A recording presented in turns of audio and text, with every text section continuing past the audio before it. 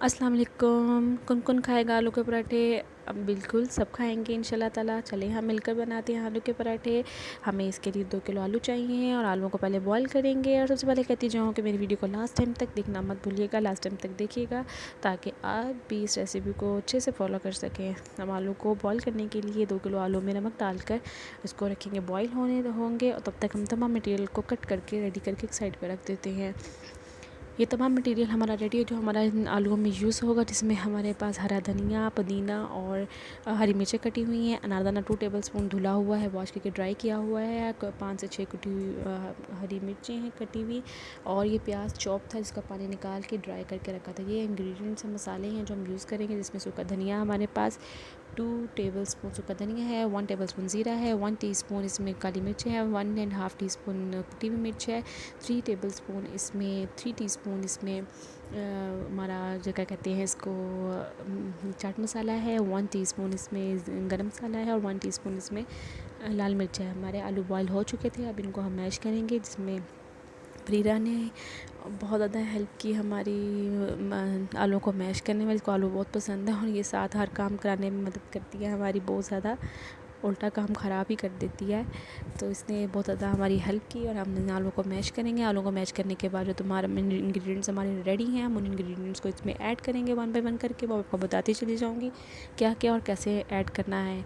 जल्दी से इनको मैश करते हैं। मैश करने के बाद बताती हूँ। ये देखें तमाम इंग्रेडिएंट्स अब हम डालने लगे हैं। हमारे 2 किलो आलू मैश्ड हैं, बॉईल किया। बॉईल करने के बाद इनको पील ऑफ करके गरम गरम को मैश कर दिया। अब गरम गरम ये हमारे आलू हैं, इनके अंदर तमाम इंग्रेडिएंट्स जाएंगे।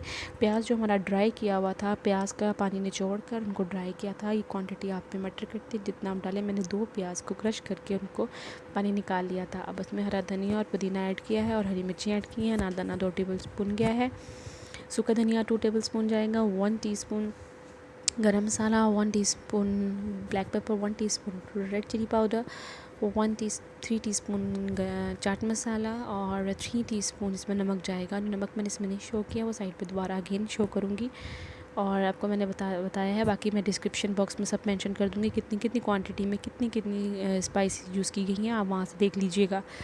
तो इन तमाम इंग्रेडिएंट को ऐड करके इनको हम मिक्स करेंगे। साथ अब नमक रह गया, नमक को भी मैं बाद में ऐड करती हूँ। पहले इनको मिक्स कर लूँ थोड़ा सा। मिक्स करने के बाद सिर्फ मला नमक रहता है, नमक को ऐड करूँगी, बाकी हर चीज़ हम डाल चुके हैं। इस रेसिपी को आप ज़रूर ट्राई कीजिएगा, इंशाल्लाह ताला आपको बहुत पसंद आएगी। और साथ ये नमक रह गया था, नमक ऐड करेंगे। 3 टीस्पून मैंने नमक ऐड किया है। और हो सकता है थोड़ी सी वीडियो लंबी हो, लेकिन इससे घबराइएगा मत, इसमें मैंने आटा गूंदना भी सिखाया है। तो इसको लास्ट टाइम तक देखिएगा और इन्जॉय करेंगे आप इंशाल्लाह ताला, और आप इसको ज़रूर फॉलो कीजिएगा। हो सकता है आप लोग भी इस तरह ही बनाते हों आलू के पराठे। आलू की टिक्कियों का भी इंशाल्लाह ताला ज़रूर बताऊँगी। और इसको फर्स्ट आप इसके बारे में बताइए कैसी बनी। अब इसको सेट करेंगे, एक बाउल में डाल के फ्रिज में रख देंगे 1 से आधे घंटे के लिए, क्योंकि पिखाने में बहुत टाइम है। अब हम आटा गूंद देंगे एक साइड पर। आटे के लिए मैं 4 कप मैंने आटा लिया है, 1 चम्मच मैंने नमक का लिया है, पानी लिया है और ऑयल लिया है। हम इसमें एक वेल बना लेंगे। वेल बनाकर इसके अंदर हम थोड़ा सा ऑयल डालेंगे। ऑयल डालने के बाद साथ ही नमक डाल देंगे और उनको मिक्स करके हम पानी की मदद से इसको गूँधेंगे। अगर आप सिंपल आटा घर का गूँधना चाहते हैं, वो बिल्कुल सेम प्रोसेस होगा। सिर्फ अगर आप चाहते हैं कि ऑयल ना डालें तो आप ऑयल और नमक को स्किप करके सेम वैसे ही गूँधेंगे जैसे मैं गूँधूँगी।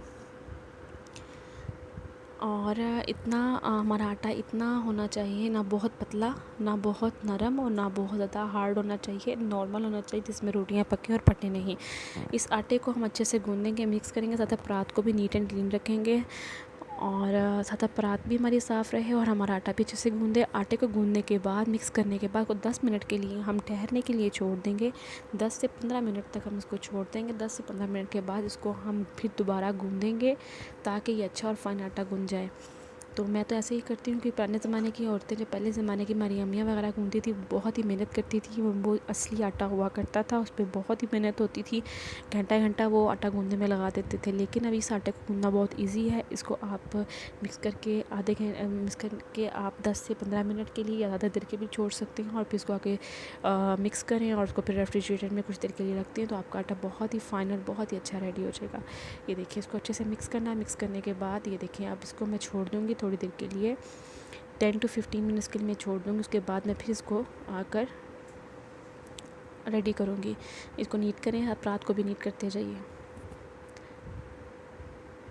और अब इसके साथ मेरी वीडियो को लाइक करना, सब्सक्राइब करना और शेयर करना मत भूलिएगा। अगर आपको मेरी वीडियो, मेरी रेसिपी या इसमें से कुछ भी अच्छा लगे तो प्लीज़ मेरी वीडियो को लाइक करें, सब्सक्राइब करें और शेयर करें। ये देखें, आटे को पड़े हुए 10-15 मिनट हो गए थे। अब मैं इसको रेडी करूँगी। अब मैं इसको पानी की मदद से थोड़ा पानी लगाऊँगी और इसको, जैसे कहते थे, आटे को मुक्कियाँ देना, आटे को रेडी करूँगी।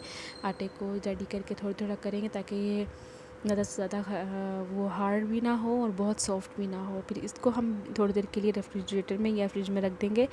और जिस तरह हमारा मसाला पड़ा हुआ है पहले, उसको भी रहने देंगे, क्योंकि अभी हमारे खाना पकने में टाइम है। तब तक ये बहुत अच्छा और बहुत मटेरियल हमारा रेडी हो जाएगा और बहुत अच्छी रोटियाँ बनेंगी। आलू के पराठे बनाने के लिए, जैसा कि आपको पता होगा, बहुत से तरीके होंगे, लेकिन हम छोटे छोटे पेड़े करके हम आलू के पराठे बनाते हैं। ये आटे को रेडी करने के साथ साथ हम परात को भी नीट एंड क्लीन करते जाएंगे। अब इसको हम शिफ्ट करेंगे उस बाउल में और पानी को शिफ्ट कर देंगे परात में, और साथ हम परात को फिर साथ धोकर रख देंगे। इसको शिफ्ट किया, इसको मैं नेक्स्ट किसी और बाउल में शिफ्ट करूँगी। परात को धो के रख दिया और ये शिफ्ट कर लिया दूसरे बाउल में। अब इसको हम फ्रिज में रखेंगे। 1 घंटा फ्रिज में रखने के बाद मैंने दोनों चीज़ों को निकाल लिया है। आटा है, बैटर है, साथ हमारा खुशका है, बेलन है और साथ हमारा घी है और चिमटा वगैरह जो चीज़ एक्सेसरीज हमें चाहिए, मैंने तमाम चीज़ें सेट कर ली हैं। और अब हम खाना बनाने लगे हैं, रोटियाँ पकेंगी। और ये देखिए, मैंने तमाम छोटे छोटे पेड़े कर लिए हैं 7 से 8 रोटियों को बनाने के लिए। 2 जो स्मॉल रोटियाँ बनेंगी, 1 रोटी बनाने के लिए पहले एक छोटी रोटी बेलेंगे, फिर दूसरी छोटी रोटी बेलेंगे और इसके ऊपर एक रोटी बेली छोटी सी, और उसके बाद दूसरी छोटी रोटी बेलने के बाद इसके ऊपर पहले एक के ऊपर बटर लगाएंगे। मुझे काफ़ी क्वांटिटी में बटर पसंद है, इसलिए मैं काफ़ी क्वांटिटी में डालती हूँ। और आपने ये ध्यान रखना है कि आपकी रोटी फटनी नहीं चाहिए बिल्कुल भी। और आपके जो आलू के बैटर में पानी नहीं होना चाहिए, इसीलिए तो हमने प्याज हर चीज़ को निचोड़ के अच्छे से डाला है, ताकि पानी बिल्कुल भी ना आए इसके अंदर। अब इसको हाथ की मदद से करेंगे, जोड़ेंगे ताकि ये चिपक जाए और बिल्कुल भी फटे नहीं। फिर थोड़ा सा हम इसको खुशका लगाएंगे। खुशका लगाने के बाद इसको हाथ से हम फैलाते जाएंगे और एंड पे जाकर हम इसको बेलन का इस्तेमाल करेंगे। मुझे शेल्फ़ पे पकाना बहुत अच्छा लगता है। शेल्फ़ पे बेलना बहुत आसान और बहुत अच्छे तरीके से रोटी बेली जाती है। थोड़ा सा हम बेलन यूज़ करेंगे, बेलन की रोटी बहुत बड़ी हो जाती है। आलू की हो जाए, कीमे की हो जाए, रोटियाँ हमारी बहुत बड़ी बड़ी बनती हैं और पतली बनती हैं। अब इसको हम शिफ्ट करेंगे अभी हीटेड हमारे तवे के ऊपर, तवे पे डालेंगे, तवे पे पकेगा और इसको फिर हम फ्राई करेंगे। जब ये ब्राउनिश लुक देगा तो हम उसको सर्व करेंगे।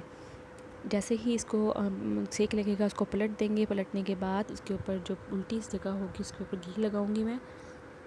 हम घी यूज़ करें, आप ऑयल भी यूज़ कर सकते हैं। अब इसके ऊपर घी लगाएंगे, इसके ऊपर घी लगाएंगे और ये पकने लगा है। अब घी को शिफ्ट करेंगे। अब यहाँ पे एक प्याज का टुकड़ा गिर गया है, ये प्याज थी, ब्राउन की हुई प्याज, इसका टुकड़ा था।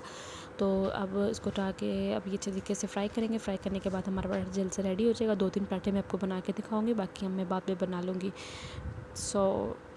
ये हमारा पराठा देखें यम्मी सा लुक दे रहा है। जब ये बिल्कुल ब्राउनिश और क्रिस्पी से लुक देगा तो इसको हम उतार लेंगे। कोशिश करें कि आप हल्की आंच पे पहले पकाएं, और अगर जब आपको थोड़ा सा लगे कि रेडी होने वाला, तो थोड़ी सी तेज़ आंच पे इसको क्रिस्पी कर लें। जितनी हल्की आंच पे पकेगा उतना ही अच्छा और क्रिस्पी पराठा पकेगा। पहले से प्री हीट होना चाहिए आपका चूल्हा भी, तवा ना। अब ये हमारा पराठा रेडी होने को है, हम इसको सर्व करेंगे थोड़ी देर तक।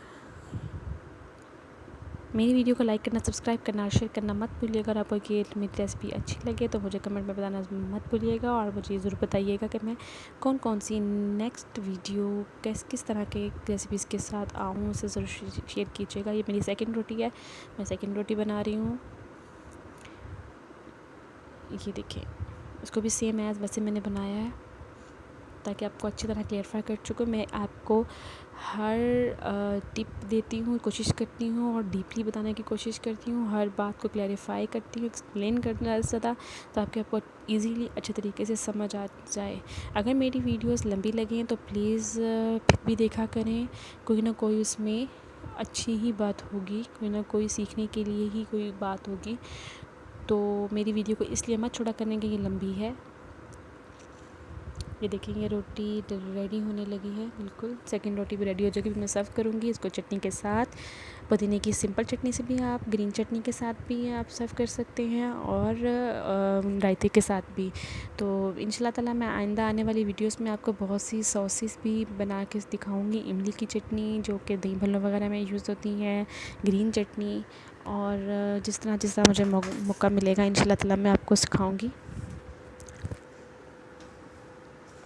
ये देखिए, ये रेडी है हमारा पराठा। इसको ज़रूर इंजॉय कीजिएगा और मुझे अपनी दुआ में ज़रूर याद कीजिएगा इसको प्रेजेंट किया। अल्लाह हाफिज़, टेक केयर, बाय बाय। मिलते हैं इंशाल्लाह नेक्स्ट वीडियो में। Take care.